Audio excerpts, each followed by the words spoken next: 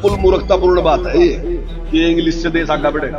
अब आगे जबरदस्ती अंग्रेजी का, जिस पे अंग्रेजी आएगी वो तो इंटेलिजेंट है, जिस पे अंग्रेजी नहीं आती वो इंटेलिजेंट नहीं। देखिए थीम चेंज नहीं करते, हम काम ही इतने कर रहे हैं। अभी आपको पढ़ने ही मुश्किल हो जाएंगे, अभी ये पढ़ने के बाद आप पे और भी हैं। टक्कर देने के लिए तैयार होना ही चाहिए, लेकिन हालात नहीं, क्योंकि एक ही पार्टी में कई पार्टी काम किए वो सारा के सारे अभी आपने प्रदर्शनी में देखा भी है कि किस प्रकार से 11 साल में सरकार ने जन कल्याण के काम किए, गरीब के लिए काम किए, महिलाओं के लिए काम किए, किसान के लिए काम किए, बुजुर्गों के लिए काम किए। तो जिस प्रकार से वो सारे काम किए उनकी जानकारी देने का जो है एक अभियान हमने शुरू किया है।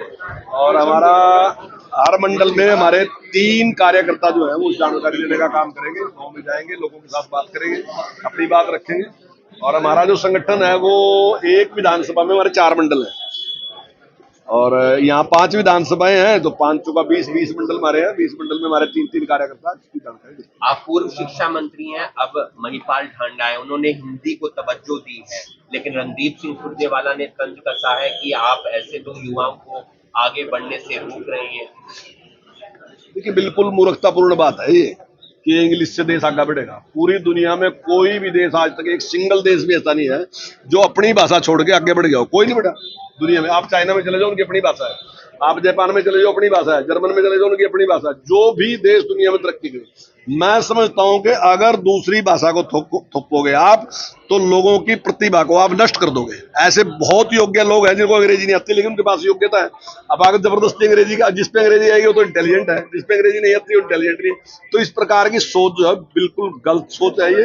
अपनी भाषा में ही हमने प्राथमिकता देनी चाहिए। मैं अंग्रेजी का कोई विरोधी नहीं हूँ, जिसने पढ़नी अंग्रेजी वो पढ़ो, वो जर्मन भी पढ़ो, स्पेनिश भी पढ़ो, सारी भाषाएं पढ़ो, लेकिन देश का जो कामकाज है वो हिंदी में होना चाहिए। और मैं अपने माननीय शिक्षा मंत्री जी की बात से पूरी तरह सहमत हूँ। कुमारी शैलजा कह रही है कि हर बार थीम चेंज कर देते हैं, लेकिन 2 करोड़ नौकरियां कहीं गई। देखिए थीम चेंज नहीं करते, हम काम ही इतने कर रहे हैं। अभी आपको पढ़ने ही मुश्किल हो जाएंगे, अभी ये पढ़ने के बाद आप पे और भी हैं।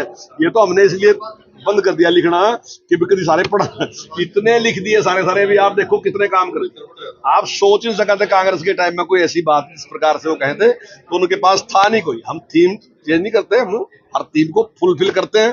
फुलफिल करने के बाद अगला टारगेट रखते हैं, क्योंकि हमने भारत को विकसित भारत बनाना, उसकी दिशा में हम काम करते हैं। कांग्रेस भी बीजेपी को टक्कर देने के लिए तैयार है, अपना संगठन बना रही है। वो तो देखिए उसने संगठन बनाना ही चाहिए, टक्कर देने के लिए तैयार होना ही चाहिए, लेकिन हालात नहीं है, क्योंकि एक ही पार्टी में कई पार्टी है।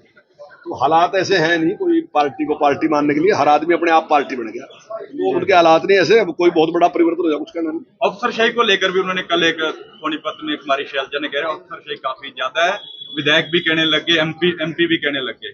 नहीं देखिए एमएलए एमपी ने किसी ने नहीं कही ये बात, तो ये भी एक हम सहयोग से ही काम करते हैं। देखिए मंत्री भी अपना काम करता है और ऑफिसर भी अपना काम करता है, विधायक भी अपना काम करता है, तो मिलजुल के सारे लोग ही काम करते हैं। और ये विकास जो है, मतलब मैं ये नहीं कहता कि कोई विरोधी है, सब मिलके काम करते हैं तभी विकास संभव।